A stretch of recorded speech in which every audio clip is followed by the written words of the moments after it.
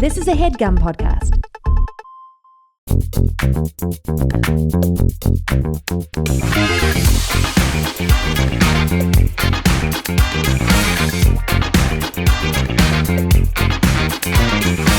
Hello and welcome to Perfect Person, the show where I'm perfect and you're, of course, a person. I've been meditating recently to sort of stave off the existential dread of sorts that is kind of running through my brain. Ladies and gentlemen, it is, of course, the triannual solo episode. About 3 times a year, I rip one by my lonesome in the studio and give one-on-one exclusive therapy to callers. Now, obviously, it's an insane week. Holy shit. The election results were beyond disappointing. They were shattering. They were shaky. And it's going to be a little bit of a special episode today. It's going to be a little bit different because I've been feeling so discouraged and sad and livid, and now I'm kind of trying to lock in and see what's next for myself. And I know that this show for a lot of people is like a special place or a safe place. This might be your comfort show. You might be listening on the way to work. Typically, the show has kind of a radical empathy toward its callers, and I think that's like a really important thing to have towards everyone right now. But before we even get to the calls, and I've asked people to call in with extraordinary things that have happened to them, and we've got some fantastic ones I'm excited to play for you guys. I wanted to kind of basically do like, how do we have a little bit of hope or a little bit of faith in people? So I want to share people's extraordinary stories, and that's all the way from like extraordinary medical things that have happened to extraordinary like loves found. And we'll get to that in the latter half of the episode. Before we even do, I want to talk about the worst thing that's ever happened to me. And I want to do that because I think for a lot of people, Trump winning the election feels earth-shattering in a way where you're losing hope. You're worried about people's rights being stricken away. And by the way, there's no silver lining to the election. I'm not saying that it won't be horrible. It probably will be pretty horrible. Am I right? But I want to talk about the worst thing that's ever happened to me because I think that me explaining how I've gotten to where I am now as a silly little Billy who takes advice calls through the worst experience of my life, I think that may be helpful.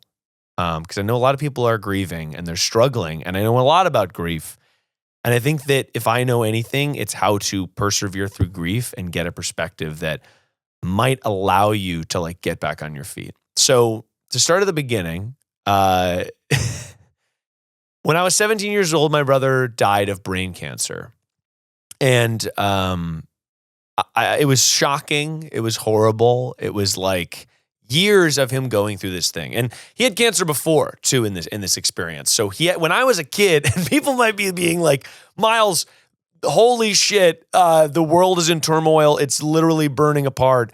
Why are you sharing this sad story? And just trust me. I'll get there. I promise. Just trust me. Stay with me for a second. So when I was 17 years old, my brother died. And when I was a very little kid, younger than I have the capacity to remember, my brother had cancer then too. So when I was like, 2, 3, 4, my brother had cancer. And it was in remission. It was brain cancer or blood cancer rather. And they healed him. They treated him. It was horrible. I'm sure it was very hard on my parents. And he got better until when I was about a sophomore in high school around Thanksgiving. My brother was on his way home from college in a drive-through. I don't remember which drive-through, but I guess it's not that relevant to the story. And my brother had a seizure. And he was otherwise totally healthy before that.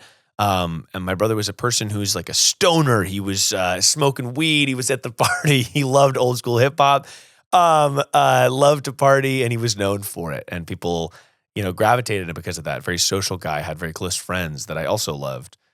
And from that moment, it kind of shattered my worldview because I was about 13, 14 years old. And I was just kind of coming into being a young adult.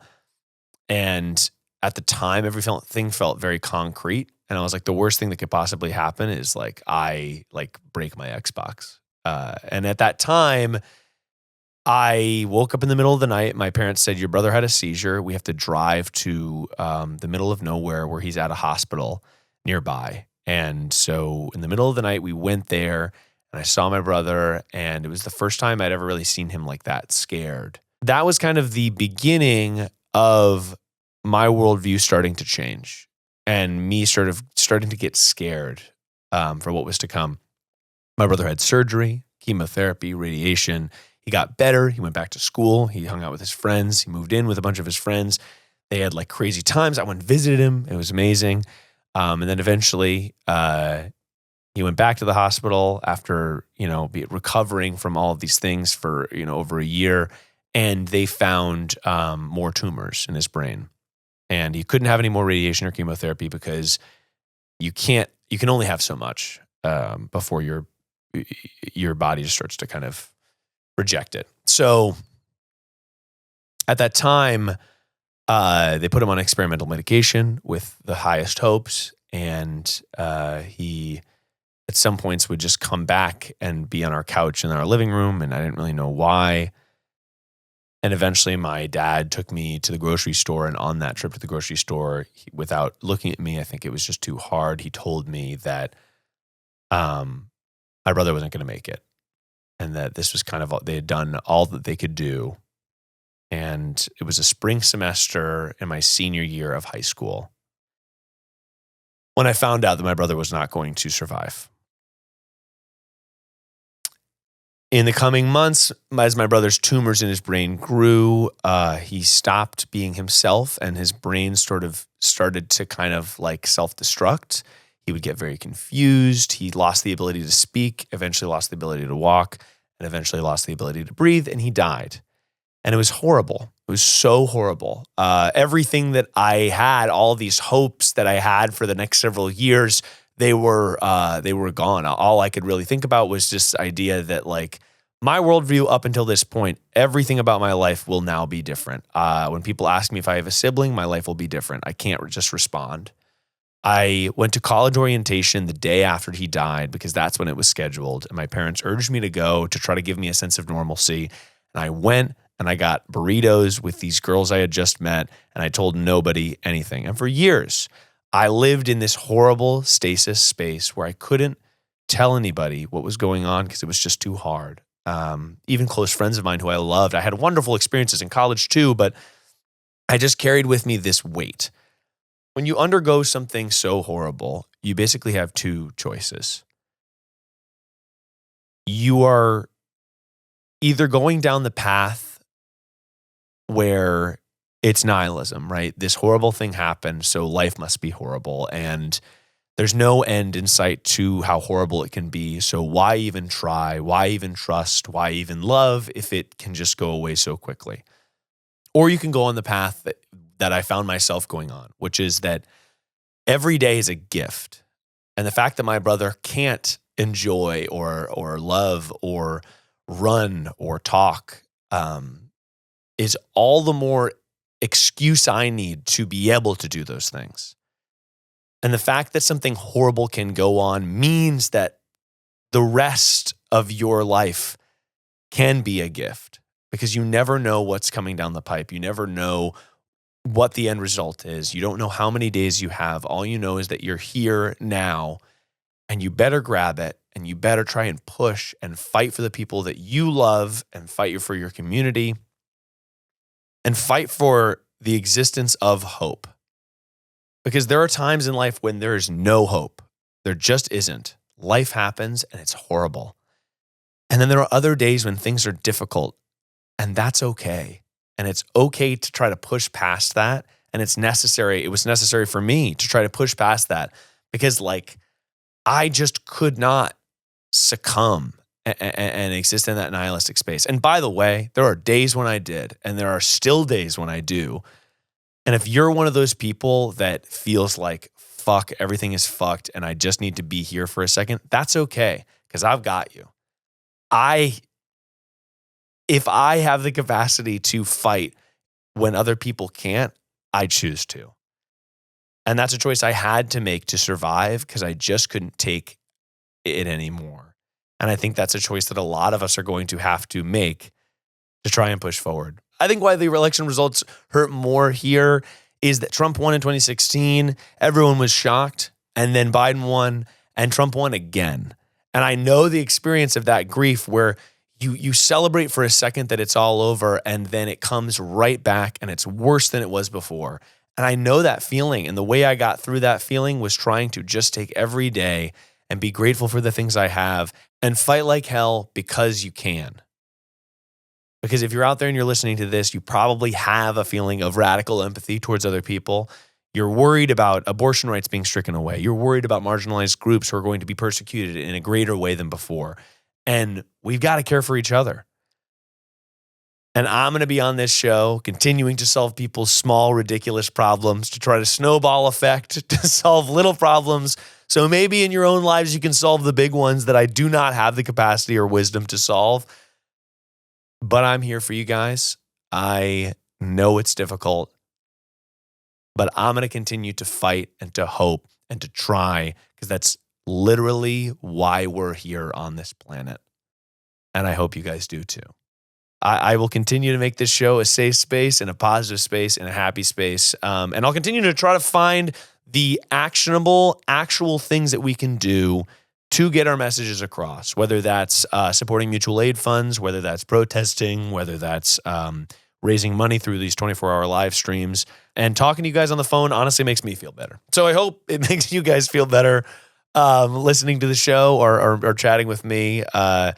I'll be here back every single goddamn week, taking your calls and making you perfect, baby. So without further ado, let's take our first extraordinary call. When you think about businesses that are selling through the roof, you're going to think about Allbirds, you're going to think about Skims, and yeah, you're going to think about Heinz, the ketchup and mustard company. But when you think about a great product, often you are overlooking a secret that is businesses behind the businesses that make selling simple. For millions of businesses, that business is Shopify. Nobody does selling better than Shopify. It's home of the #1 checkout on the planet. And the not-so-secret secret with Shop Pay, that boosts conversions up to 50%. Yeah! So if you're into growing your business, your commerce platform better be ready to sell wherever your customers are strolling or scrolling. On the web, in your store, in your feed, and everywhere in between. Because businesses that sell more sell on Shopify. Upgrade your business and get the same checkout that Heinz uses. So selling that ketchup and musty. Sign up for your $1 per month trial period at shopify.com/perfectperson, all lowercase. Go to shopify.com/perfectperson to upgrade your selling today. Shopify.com/perfectperson.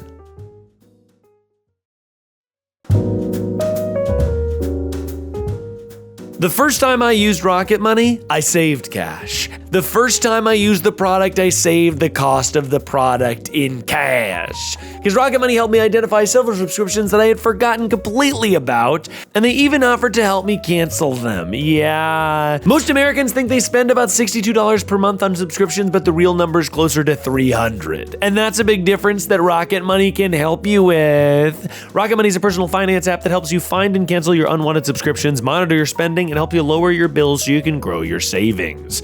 See all your subscriptions in one place and know exactly where your money is going. For any you don't want anymore, Rocket Money can help you cancel them with a few taps. They also send me this great little email that's like, hey Miles, guess what? You're over budget this month. Or sometimes it tells me, hey Miles, guess what? You're under budget this month. And those emails are some of my favorites. You can easily create a personalized budget with custom categories to help keep your spending on track. Rocket Money has over 5 million users and has saved a total of $500 million in canceled subscriptions, saving members up to $740 a year when using all the app's features. Stop wasting money on things you don't use. Cancel your unwanted subscriptions by going to rocketmoney.com/perfectperson. That's rocketmoney.com/perfectperson. rocketmoney.com/perfectperson.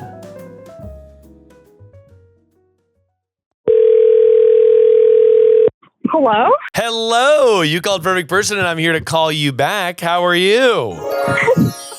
I'm good. How are you? I'm walking my dog.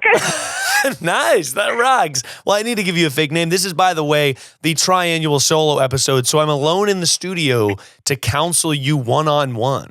Amazing. Now, you called in with an extraordinary thing. I'm going to make your fake name Ooh, it's gotta be husky because you have a dog. Husky, perfect. I love it. Okay, incredible. And I also have I am also looking at a Husky branded tool shed bench that is in my studio as well. That'll do. That'll do just fine. Husky, why don't you tell me about your extraordinary thing? So my dad, he has like a couple of issues. He has like diabetes and some heart problems. Okay.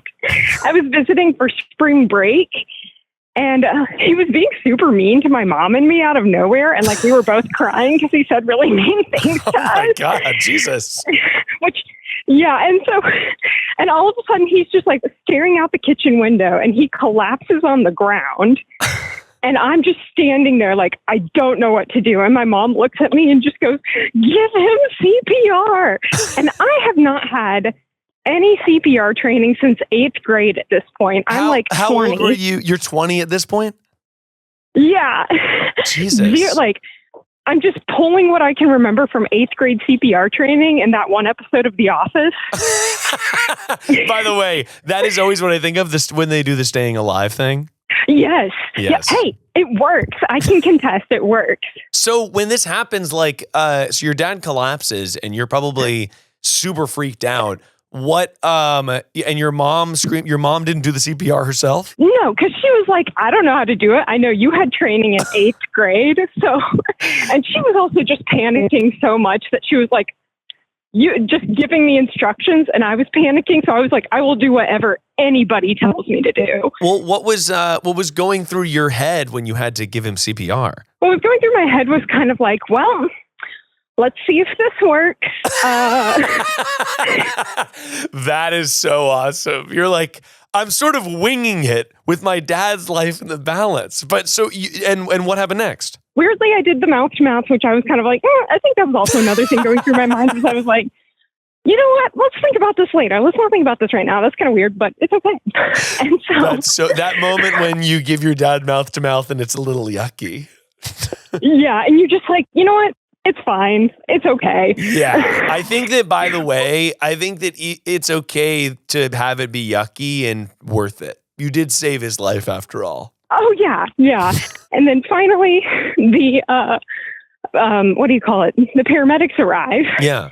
And they're just like, oh, he just had low blood sugar. It wasn't a heart thing. And so me and my mom are staring at each other like, oh my God, did I do that for nothing? Wait. So his heart didn't stop? Well, and then we get to the hospital and he had a heart monitor in his chest, like from a previous surgery. Yeah. And they were like, wow, it looks like your heart stopped here. And then it restarted again out of nowhere.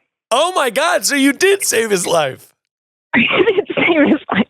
And me and my mom, we're just cracking up because we hadn't, at that point, my dad did not know I had tried to give him CPR. And was a part of you like, I would like the credit. I really would like the credit. Not to brag, but I think I did win the favorite child status after that. Oh, yeah. There's no world. Do you have other siblings? Yeah, I have a brother and a sister, and I am just riding favorite child high forever.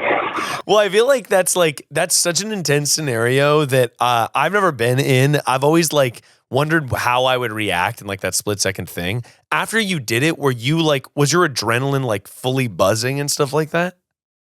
Yes, my hands were shaking.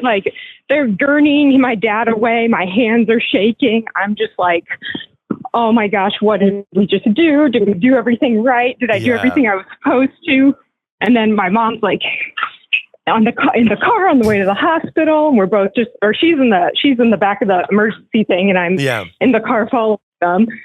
And it was just a wild event. Would not recommend, but if it happened, knowing CPR turns out really good. Turns out very, very helpful. Well, that's what they say actually, is that if you know CPR, then you can sustain people for hours at a time.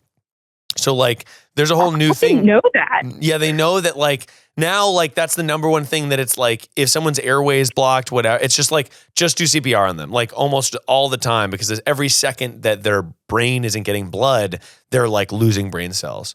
So that's so insane. I mean, did you, were you closer with your dad after that? You said you won the favorite child award, but like, did that also give you confidence? Did you go about your life like, yeah, I'm fucking a hero, actually? Only a little bit, because I was also like, I hope this never comes up again. Like, I don't ever want this to be a scenario I'm in again. So like, I bring it up probably too often, but it's also because I don't know any, like when they're like doing icebreakers and they're like, what's a fun fact about you? I'm like, wow. Honestly, if I save someone's life with CPR, I would bring it up absolutely all the time. I would walk around like I had the honor of being a firefighter, but I'm like, actually, I did do CPR once and I am a hero and I would like to be lauded as such. Well, it's something you hope only happens once.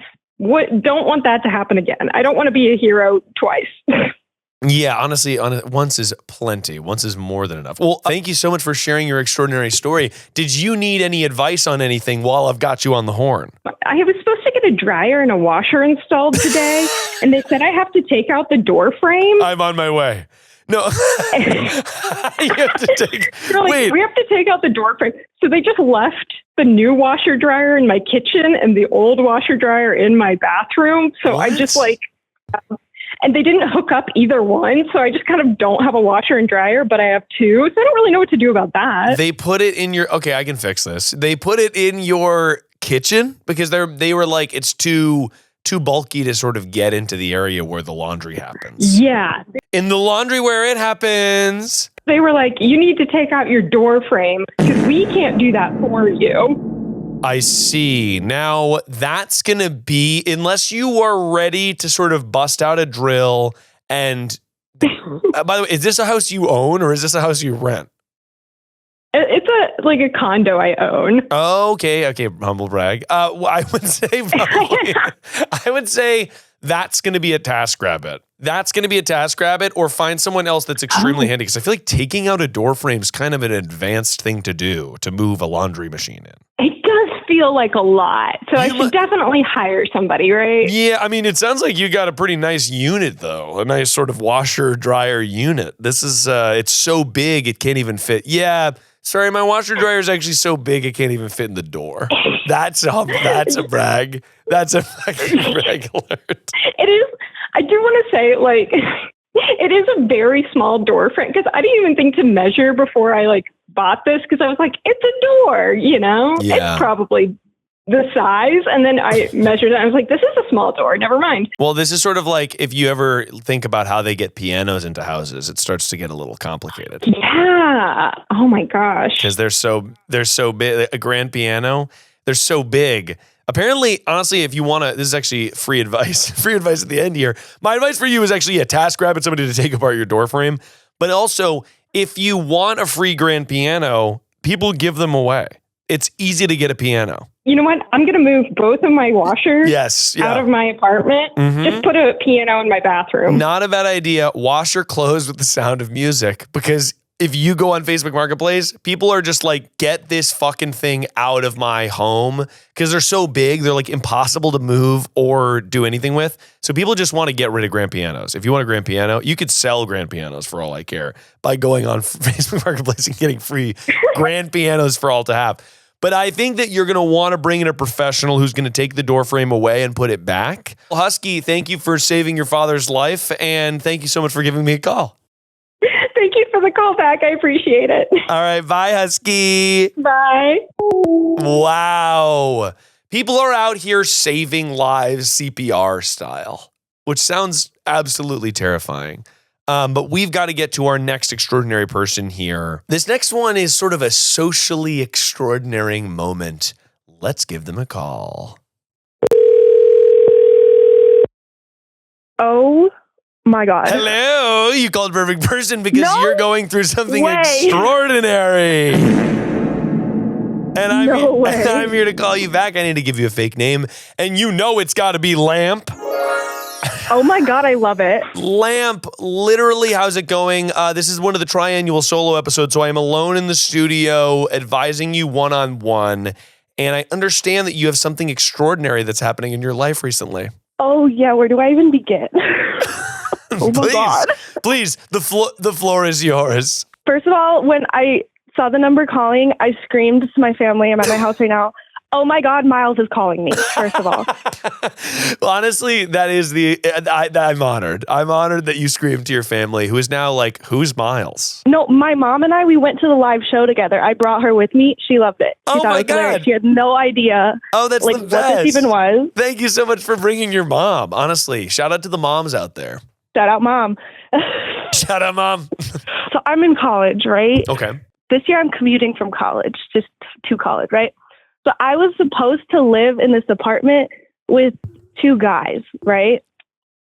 Okay. Right.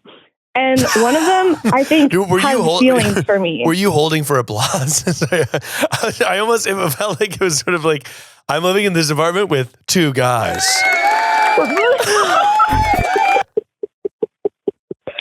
Oh my God. And you said one of them has feelings for you? Yeah, because like a couple of years ago, like there was like a thing that happened, but like I would never date him. Okay, so his name, your lamp, his name has got to be Candle. So you met Candle a couple of years ago. Right, yeah. How did you meet? Just through school, just like having classes, whatever. And you said something, what happened? You said something happened, Lamp. I mean, there was a little bit of like hanky-panky? flirtatious, like hangout type thing. You know what I'm saying? Was there hanky-panky, Lamp? Be honest. Lamp, Miles. okay, here we fucking go. You think you can sneak a fast one by me? I always know when there's hanky-panky. Don't try to, I'm on and something happened. What happened, Lamp? That. You guys hooked up. Yeah. And basically, like, it just fizzled out, Oh my God. So you literally were like, I would literally never be with this person. And you're like, but we did hook up for 4 months to a year. How long did you hook up for? A solid, 3 months maybe, but then... This is insane. This is insane. You're an unreliable narrator, Lamp. So you hooked up for 3 months a year ago. Yeah, I would go a year and a half ago, actually. Okay, fine. So you hooked up a year and a half ago, and now you would never be with this person.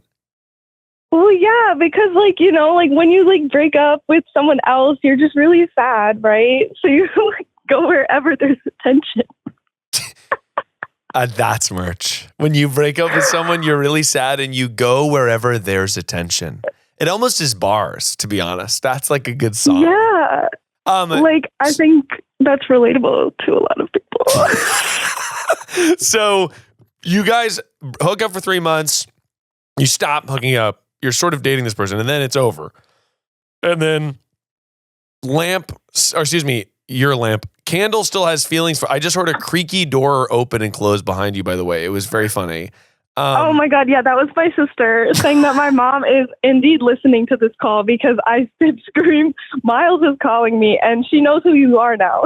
Oh my God, that's so funny. Okay, great. Well, shout out to your mom. But so you're thinking that this guy is into you, and who's the third player in the love triangle?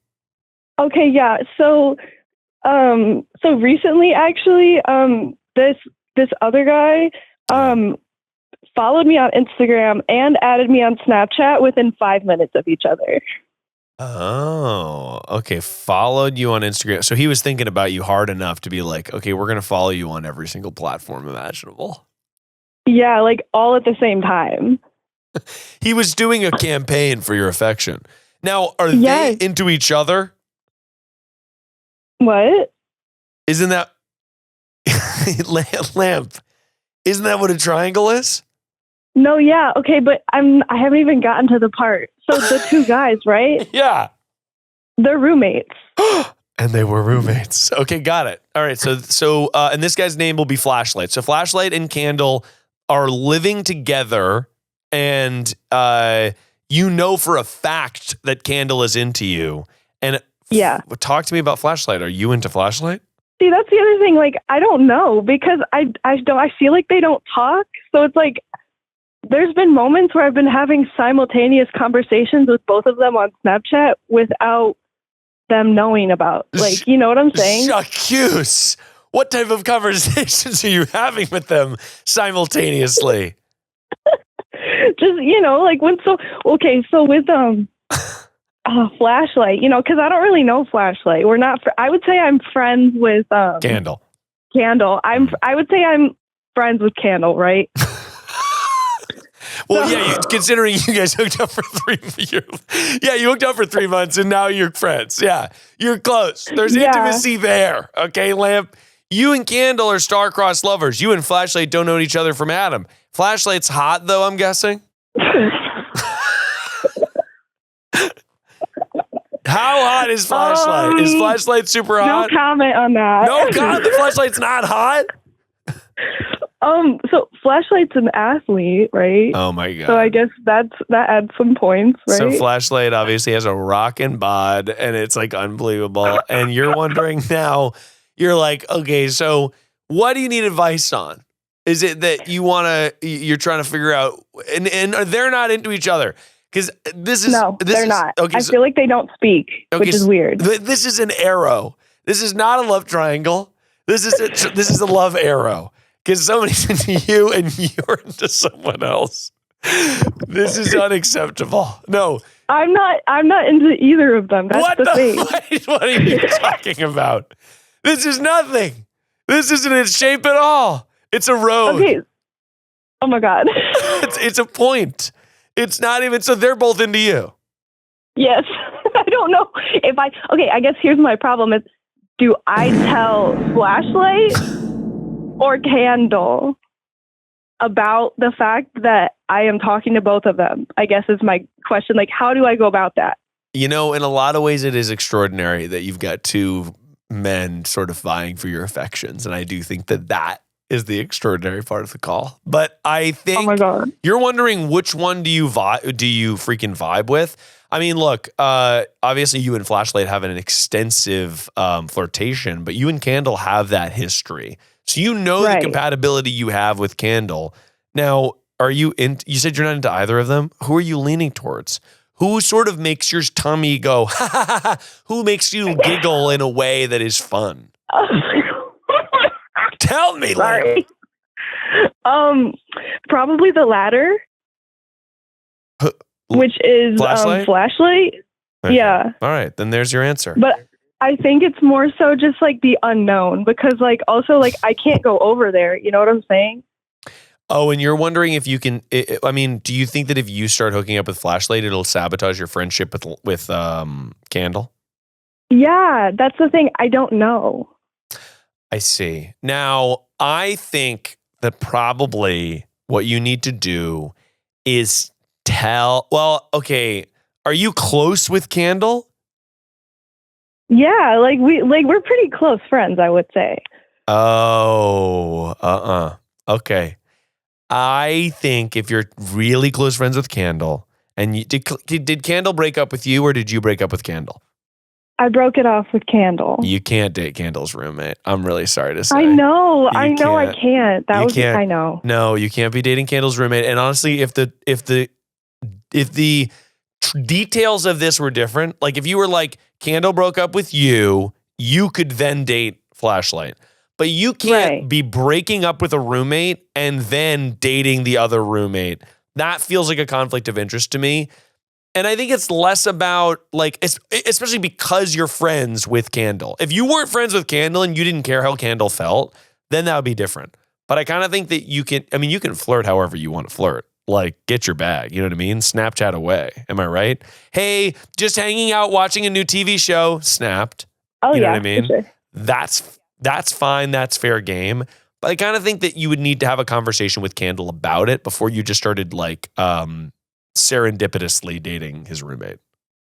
Right. No, I totally agree. I just needed confirmation. You have received it, Lamp. Best of luck out there. And I really hate to say this, but I kind of think it's going to work out between you and Candle. That's the thing, is that this is what my friends have been saying this whole time. Honestly, the way you talk about Candle, it seems like that's endgame for you. It's a slow burn, if anything. It's a slow burn, but guess what? Candle's got a lot of wax. Thank you so much for calling me Lamp. Now, Lamp, I hope you have an amazing day and tell your mother hello. Oh, I will, Miles. Thank you so much. Thank you so much. You have an amazing night. Bye. Bye. That wasn't a love triangle. That was a love line. It was literally a line. It was two lines going towards Lamp. Nobody was triangled.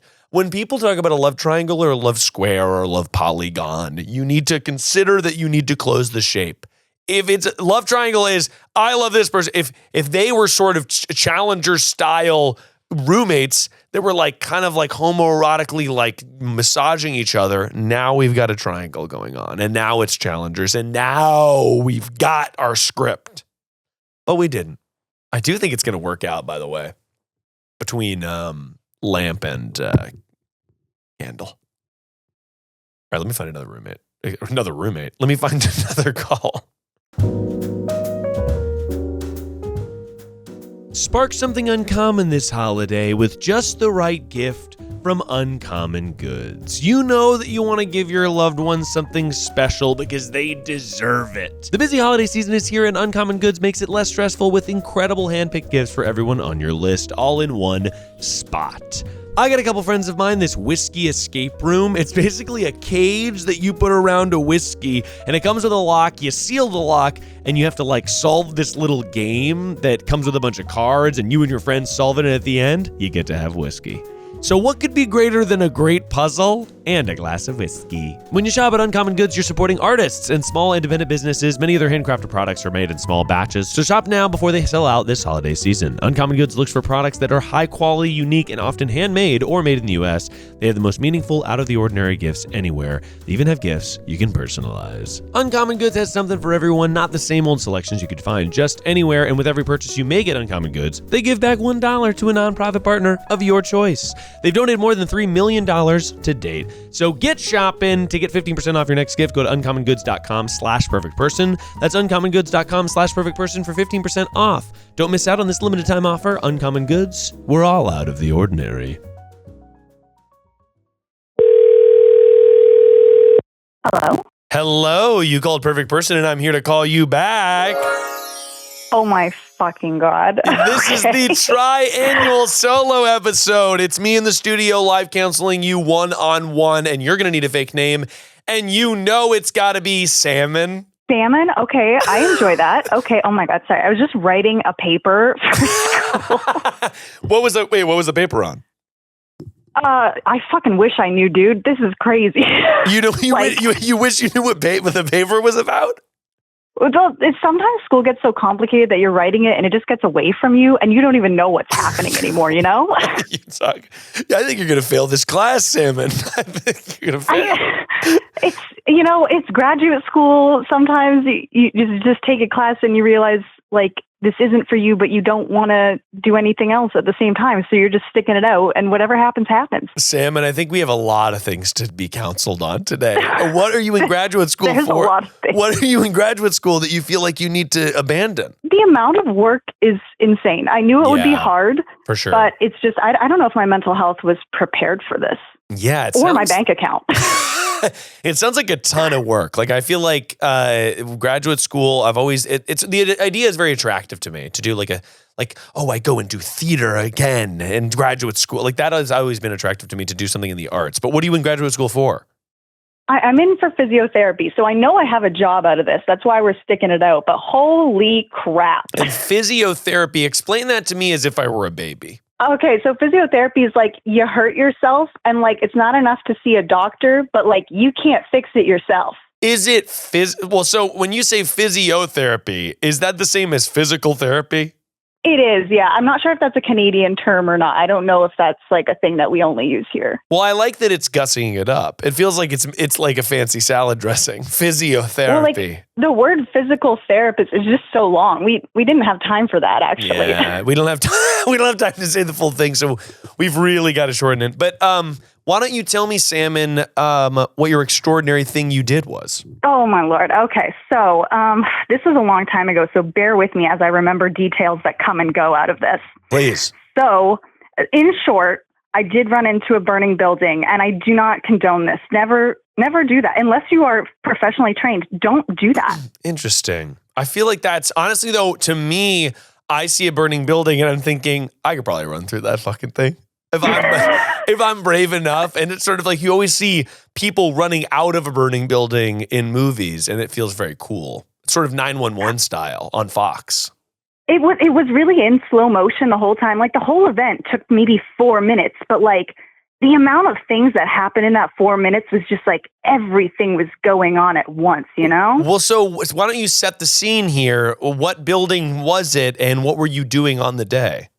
Yeah, so I was actually working a landscaping job just down the road, and I had parked my truck at a house just a couple houses down, and I finished my job at that house, and I looked down the street at another house, and I'm thinking like it looks like maybe a barbecue's like on in a backyard or something, and I'm not really concerned about it.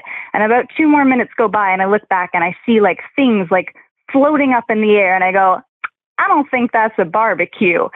So I'm moseying my way on down the street. I'm not concerned at all at this point. I'm just like, let me just investigate what's going on over here. Yeah. And then I get to the house, and there's another woman who's also walking by, and she's looking at this house too. And then she was like, oh, it's on fire. And I was like, oh, motherfucker. So she phones 911, and I'm thinking like, hey, like she's got control of that, but like what's like, let's just make sure, like, is there anybody in this house? Like, right, yeah. Because it's their garage that's on fire. So there's no fire alarms going off yet in the house because there's just none that are connected there. So it's very small at first. That's insane to be like this. The smoke must have gone through the house. Like it was probably like giant plumes of smoke. So there's no, like, how would that not set that off? I guess we'll get to that. We'll get to that. Oh, please. Okay, yes. So the garage is very weird. So it's starting on the very opposite side of the garage to the house. And so I'm there, and this other guy comes up. He's kind of in control of the situation. I appreciated him so much. He was like some kind of UPS delivery guy. Loved him. Yeah. He was great. And so I'm knocking on the door trying to like, well, it's not a door, it's a window. I'm knocking on the window because there's lights on inside. So I'm trying to see like if anybody's home, but there's like a vehicle in the driveway, but it's like, you just never know, you know, how many vehicles people have. Yeah. The other guy comes up and he's like, oh, I'm going to go around the back of the house, see if there's another entrance. Side note, there was no other entrance. I don't know who designed this house, but like this was not up to code. Wait, sorry. There's no back entrance? There's no back entrance. It is through the garage, and that's it. There wasn't even a front door. The front door was in the garage, which was on fire. I feel like even in the 20s, they were like, we got to make sure buildings have like two, like an in and an out in case there's some that the garage might have been an addition on, and I don't think that they really got proper approval for this. We're going right to the city, by the way, to report these fucker fat cats. Well, it doesn't fucking matter anymore because that house no longer exists. Jesus. Okay, so what happens next? Okay, so I'm banging on the window, and the fire is getting like, it's fast. I don't know if y'all have ever seen a fire, but it takes things so fucking fast. You always hear about that. You always hear that it's fast, and I'm always just kind of like, oh my God. I've never seen anything, although that's not true. One time an apartment across from my apartment in New York City was fully on fire, and our apartment got hot. And it was horrifying, and we had to like evacuate. It was wild, but it does. And the heat. The heat is intense. It's powerful heat. So you're banging on the window. So I'm banging on the window. The UPS guy comes back, and he's like, "Okay, like you got to start moving away from the window because it's getting like really hot."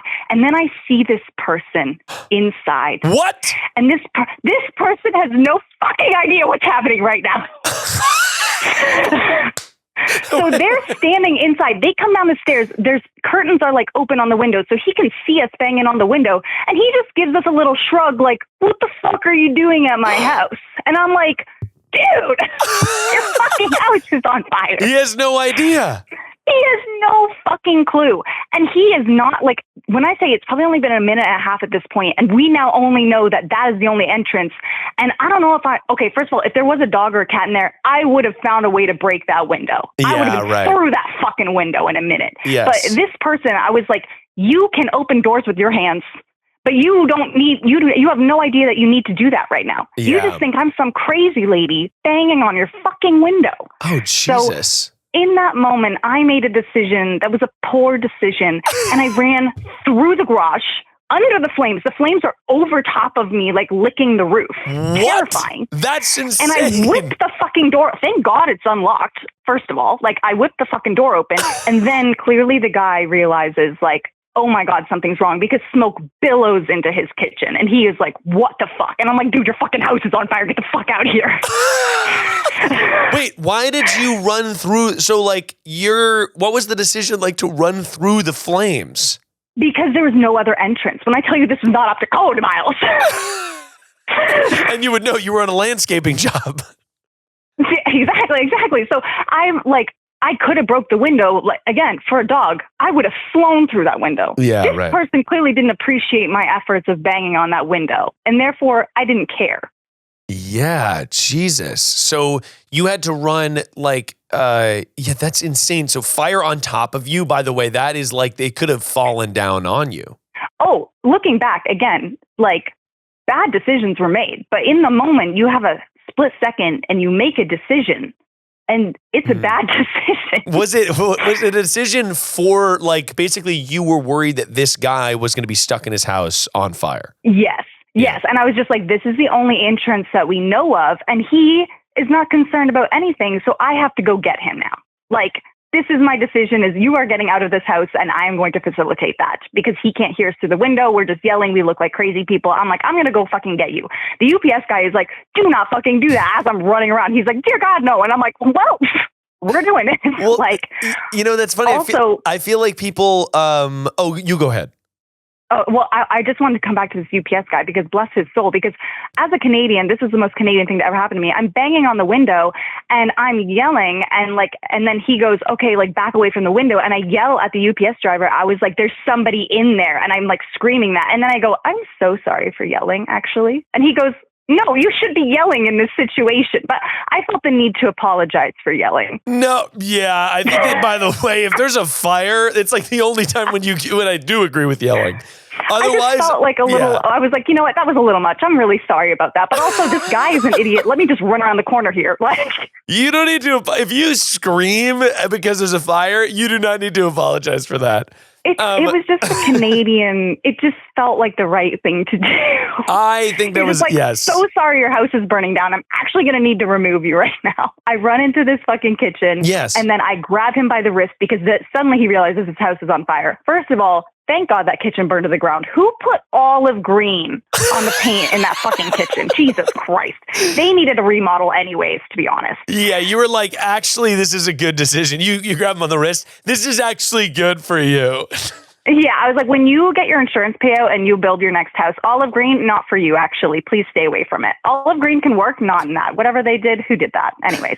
Jesus. So you grab him. I love the idea that you grab him by the wrist like he's a scolded little boy. Oh yeah, I like grabbed him and like he was like a large guy, like he was probably 6'2", and I'm not small, I'm like 5'9", but like still, I'm like grabbing this man by the wrist and I drag him outside, and then he's like looking at his house and he's like screaming and everything, and finally the woman. By the way, did you know you can get put on hold with 911?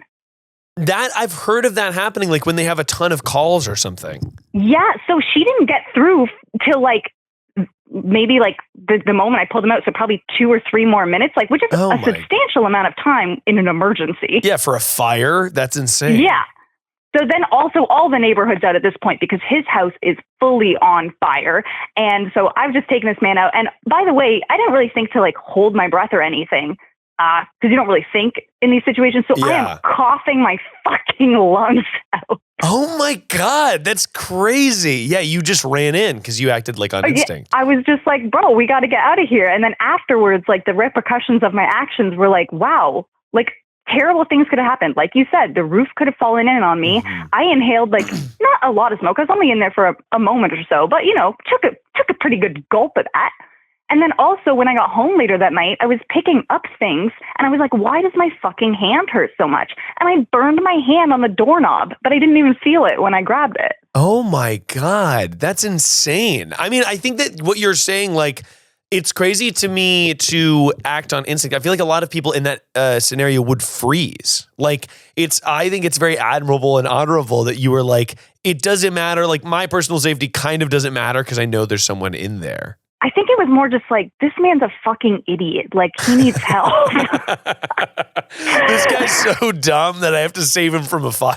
Yeah, because afterwards I did have a full panic attack. Like, I phoned my boss and like I cried, and she came and picked me up, and I'm crying. And then a pizza delivery guy is like watching me cry on the shoulder of my boss, and he's like, do you all know what happened to that house over there? As I'm sobbing, and my boss is like, can you like read a fucking room, dude? Yeah, dang. That's so intense. I mean, how did you guys end up getting out? Because you said you ran in. What did it turn out that we ran out the exact same way, and literally a minute later, you wouldn't have been able to use that door. Oh my God, you ran back through the fire to like... We went right back through. I just pulled in the way I came because I was like, that's where we're going. Like, sucks to be you. Holy shit. So really, I probably put him in more danger than needed, but who knows? Well, but if you had waited, like again, if you had waited a couple more minutes, like he might have gotten scared and not want, because also if you grab a doorknob, you're not supposed to open the other side. Like, no, you know you're not. I mean? No, I definitely burned his house to the ground by leaving that door open.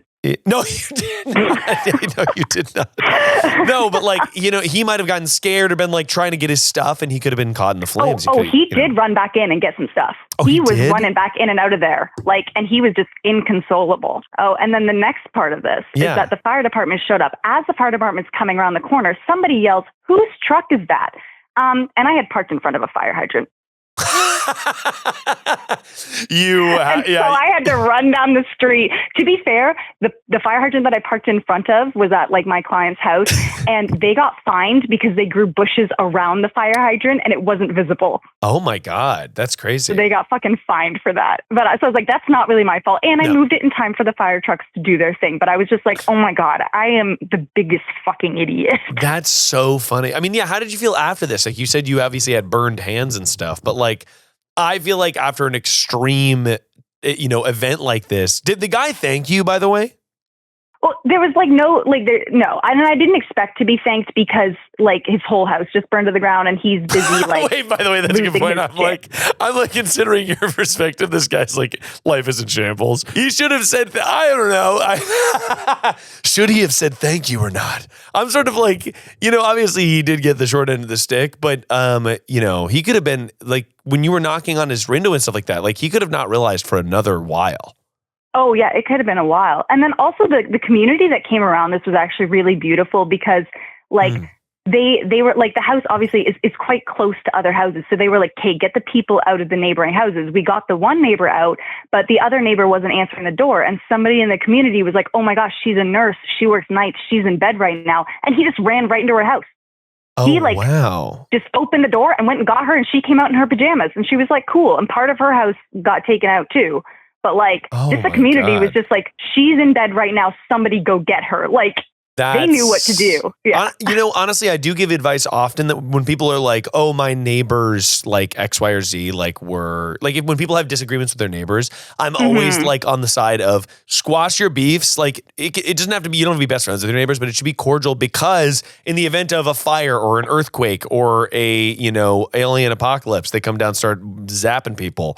You're going to want to make sure that like you're at least on decent terms with everyone in your neighborhood. Because like a fire, like, yeah, you have to work together for something that like you're literally fighting the elements. Oh, yeah. Yeah. Like it was just like a beautiful moment. And afterwards, we all stood there watching this house burn to the ground. And all the neighbors were just like, oh, it happened to the nicest people. Like, I hope everything's okay. Wow. And that house just started to get rebuilt this year. This was like 4 years ago. Jesus, that's so crazy. Well, yeah. Have you like, what was the aftermath like for you? Like that night and stuff like that? Like, how did you feel after this burst of adrenaline? Or were you just like, oh, damn, I'm just, like, you seem to be very hilariously like, it was a stupid decision to run to this house. But to me, this is a very brave thing to have done. Well, I think it was like brave, but like at the same time, I'm just like, bam, and why the fuck would you do that? Like, yes, right. But also, I have a massive fear of fire now, and I don't know, like I have another problem right now. My landlord hasn't there's a heating problem in my unit, and so I'm just using a space heater right now. I'm terrified. Space heaters are like a massive thing for like fires, and I have it plugged in all the time, and it's also tripping my breakers. I can't run my microwave without turning the space heater off. My dad has an infamous story when my brother was little. He had an electric blanket that caught fire. And it was the middle of the night. He like stood up and there was a fire and he was like hitting the fire with a down pillow and he was covered in sweat. So he's like hitting and he finally gets the fire out. But all these like feathers are now stuck to his skin because so he looked like a chicken.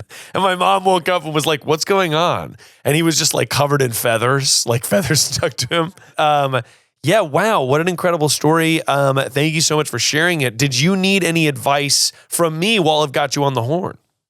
Yeah, how the fuck do I tell my bitch-ass landlord that they need to fix the heat faster than they're fixing it? Okay, so actually, here's what you do. So you can say, because the heat is like fundamentally broken. And I'm guessing it's I'm in Canada. And I'm guessing, exactly. I'm guessing it's in your lease.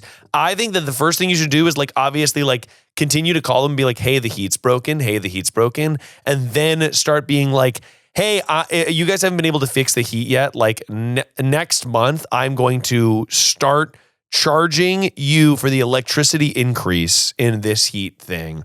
Or basically that's the other thing. Start withholding rent based on like the heat not being fixed. I was trying to look into the laws of that. I did contact the city this weekend to see if they'll intervene, but I don't know if they will. It sounds like the tenants that have been here for longer than us had to get the city involved because this is not the first time that this has happened. Yeah, definitely. Definitely get I would also say like literally call him 10 times a day.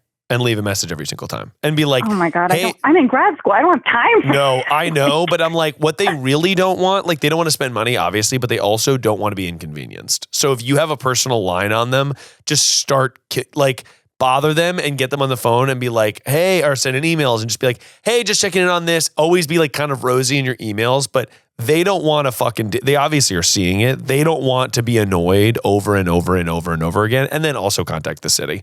Cause like, I find that like for stuff like that, I had the same situation when I was living in my apartment in New York. We would just hit them up so much. And then we like ended up breaking into the apartment. There was like, we lived on the ground floor in New York and we broke into the other apartment and we like mobilized the other tenants in the building to be like, "Okay, when the heat is really cold, I want you to break the box up there and turn the thermostat like down because our apartment's on fire and you guys are still cold upstairs." It was like a whole crazy thing. But definitely talk to other people in your building who have dealt with the same thing. Yeah, I'm probably going to escalate a little more this week because it did start to get a little colder this week. My plants are starting to suffer a little bit, which is like my code to be like, okay. Thank you so much for calling in and sharing your story. And also, you're incredibly brave for doing this. Thank you so much, Salmon. Thank you so much. Thank you. I hope you have a lovely day. You too. Have an amazing evening. Bye-bye. All right, bye. Wow, that's crazy. To run into a burning building. I mean, it's like, you hear of that like all the time. People being like, "Yeah, I'll run into a burning building for you." But I feel like that requires immense bravery. And I would love, I don't want to say that. I would love one day to run into a burning building. I don't want to do that. But if it comes to it, it would make me feel, I want to see you be brave. You know what I mean? Sarah Bareilles style. All right, we've got one more call here. Holy shit. Hello, you called perfect person. I'm here to call you back to get your extraordinary thing. Never in 1,000 years could I have imagined this happen. Well, I'm going to need to give you a fake name, of course. Your fake name has got to be, it's got to be Coco. Coco, I love that. Coco, why don't you tell me about the extraordinary thing that happened to you? Extraordinary, I wouldn't say it was too extraordinary, but I will say it is surprising. Surprising. Okay, got it. Back in around February of 2020, so like right before COVID happened. Okay. My family decided to go on a little trip to Montreal to go skiing. Mm-hmm. And I was there with a couple of family friends. So it was me, my sister, and 3 other people. And they decided that they wanted to do a little smoke sesh on the top of the mountain. That's so awesome, dude. Let's fucking go. You decided you wanted to toke before you snowed down the mountain? That's actually I sick. will say I was very anti-weed at the time. You were a fucking cop, dude. I was like, guys, we shouldn't do this. What if we get caught? It is so funny how like the dichotomy between when I was like a high schooler, like a teenager smoking pot, it was so criminal. And now like I live in California and it's just so legal. It doesn't even matter. It's such an insane flip. Like I got high for the first time, like literally like last month. So last month. Okay, got it. So you're on the ski trip. You were very anti-weed. I was so scared. I wasn't going to tell our parents that they were smoking or anything. I was very like, just don't make me do it. I was like, you can do it all you want. Just don't make me do it. You thought they were going to pin you down and make you smoke pot? No. But they would be like, hey, Coco, maybe you should like try it sometime. And I was like, no. Of course. You're right. You're sticking to your guns. Anyway, we make it to the top of the mountain, and obviously you don't want to smoke on the trail. So what they decided to do is to go like a couple feet away, maybe like 10 feet, 15 feet into the woods. Okay. And the snow from the path was like super packed down, was super easy to ski on. But you go a little bit off and it was immediately powder, super deep, super hard to traverse. And so the three people before me, there was two other guys with me. So the two guys go into the forest first, and you can't see them anymore. And so me, my sister, and a third friend, and we take off our skis and we're walking into the woods, and then ski patrol pulls up and they start speaking to us in French because we're in Canada. And I was like, with my very limited knowledge of high school French, I was like, je ne parle pas français. And they were like, oh, what are you guys doing? And we both all three of us like looked at each other, not knowing what to say. And then all of a sudden I was like, we have to use the bathroom, because there was no bathroom on top of the mountain. So it was a very plausible excuse. And then she just like nodded at us and then just kept on speeding down the little ski thing. We have to use the bathroom. By the way, your other two friends are smoking weed like behind them, like in the woods? It was like they just like there was like a little dip where you could like kind of hide, and they managed to go behind the dip, and then immediately ski patrol pulled up. Like we didn't even get a chance to do anything. Oh God.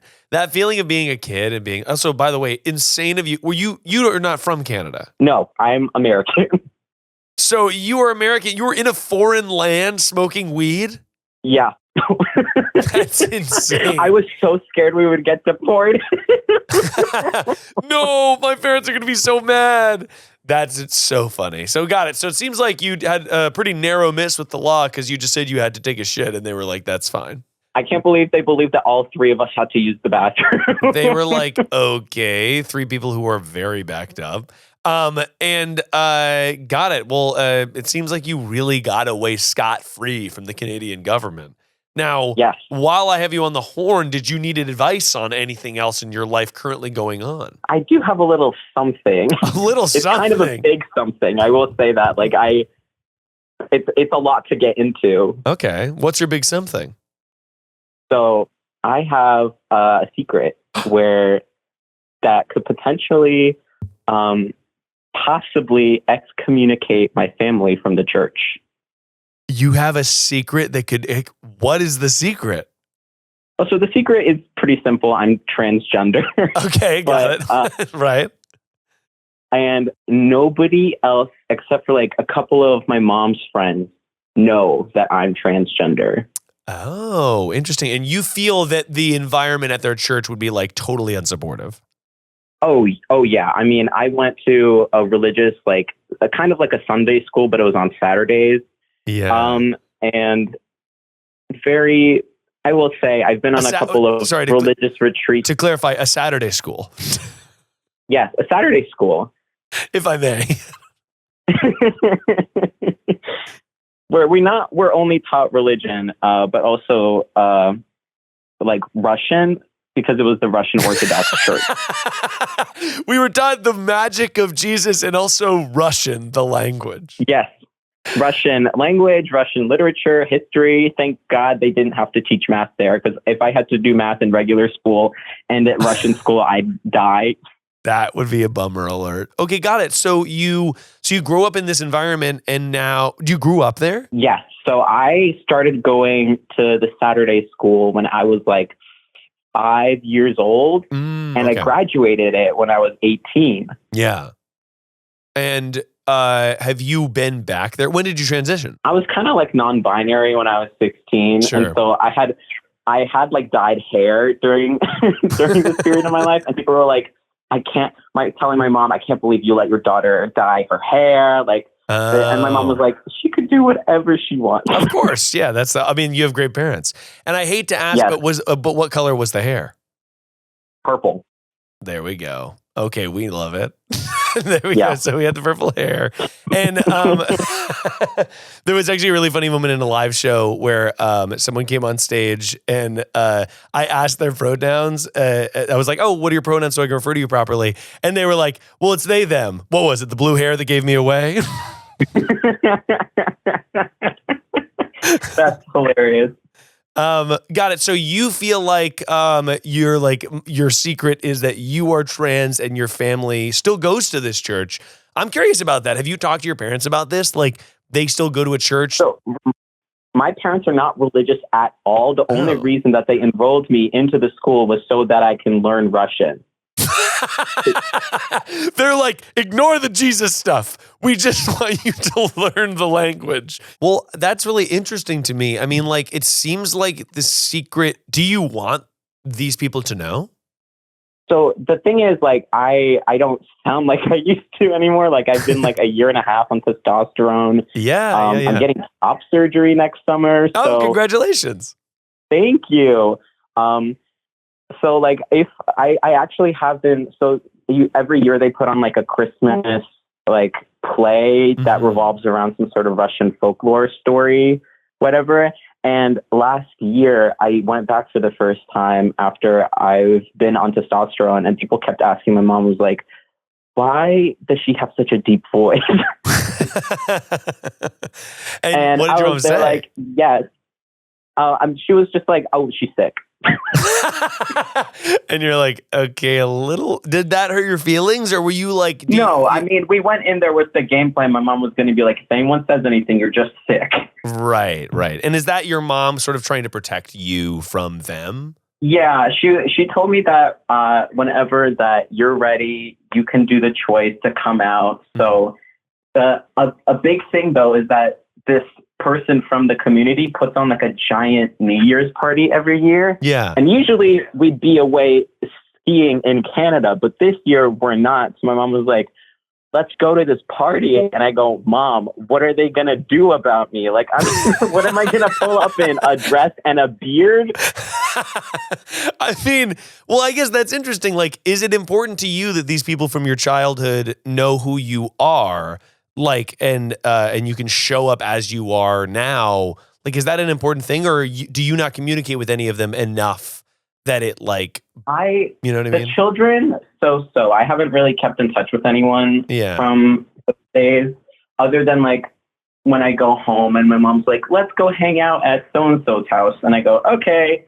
But I mean, it's just, at some point it just won't be easy to hide it anymore, you know? Oh yeah, definitely. I mean, it sounds like you have, first of all, an amazing mother who's like being very supportive and, you know, saying all the right things. I love my mom. We love mom.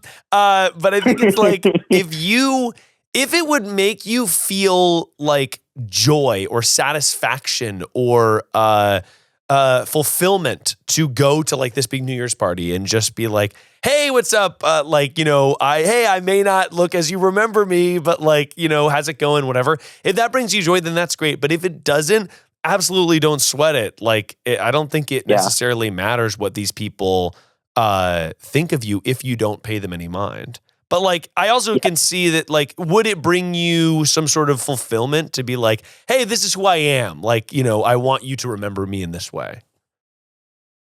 It's a little complicated because like I would love like all of my friends. Like I don't really care about like their parents about because once you turn after a certain age, it's kind of hard to change your mind about stuff. Yeah, totally. No, right. Like if you're like a boomer, like an older boomer who's like got these religious trappings, which is most of what who these older people are. The problem though is like my mom. This is like the only community that my mom is like super active in. I don't know. I'd hate for her to lose this community, even though, I mean, she has like talked to some of like her close friends within that community, and they're okay with me being trans. Yeah. But it's just like the general, because there was a rumor before I started hormones that I was pretending to be a boy. And I was like, I wouldn't dare to do that. Like, how could I? I love dresses and I love painting my nails.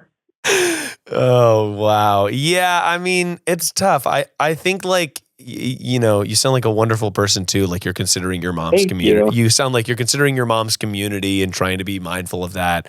I think you should talk to your mom about it because I feel like you're going to find the answer of whether you want to like go to these parties or just like, you know, that feels like something that for you, maybe having your mom like being like, hey, do you want me to go to this or whatever? That maybe that's just a conversation. Oh, I know she wants you to go. Yeah. Oh, then go. I think it's also like if you go to one of these things and whatever, you're getting weird looks from people who are fucking backwards ass losers, then it doesn't matter as long as you are there with your mom. You know what I mean? Yeah. Yeah. But thank you so much for sharing with me. I really appreciate it. I think that's fascinating. And I also, you know, I'm so glad that you got away from the cops when you were a child. Truly one of the scariest moments of my life. Oh my God. Then like the childhood fear of police, like too, like around anything with drugs. Like I remember being in the car, me and my friends, like when we were all 15, we stole one of my friend's sister's cars and drove to like the cool kids party who like sold weed, and we're like, this is going to be awesome. And then we're like in the car as like stoned little kids, like driving back, and like a cop just drove by us. And I was like, like it just the fear is so humongous. But yeah. Anyway, well, thank you so much for calling me. I really appreciate it. And I hope you have an amazing night. You're the best. Oh, do you have any advice for the audience before I let you go? Always wear the proper painting clothes because I spilled some paint on my sweatpants that I really enjoy while I was working on a project. And so just find like a scrap pair of overalls or something to paint in if you're a painter. I think that's fantastic advice because I also have been like, whatever, I'm not going to get paint on my clothes. And then I ruin my clothes every time I paint. Yeah. I think that's fantastic advice. Thank you so much, Coco, for giving me a call. And I hope you have a great night. Have a great night. All right. Thank you. Bye-bye. Oh, Coco. What a sweetie. Well, everyone, it's time for one final segment. It's a segment we like to call Get Real.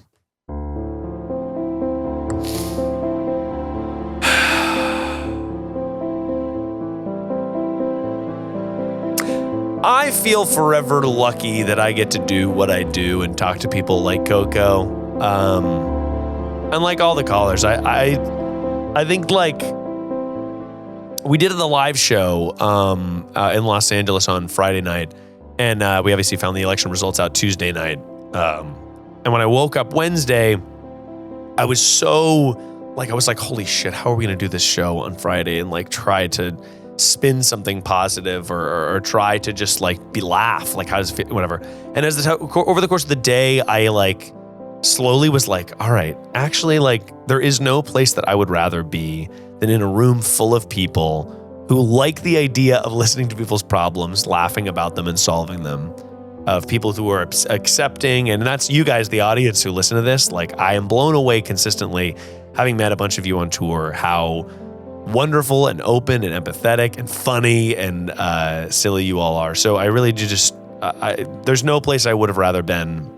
And the show went fantastic, and it was such a warm crowd. And it's such a gift to be able to make this show for you guys and, you know, have a sort of job where I get to talk to people. It inspires me every day. So thank you so much for listening, everyone. We'll be back next week with another fire-ass episode. And as always, if you have a problem that you're not quite sure how to solve, just remember that no matter who you are or where you are, perfection is only a call away.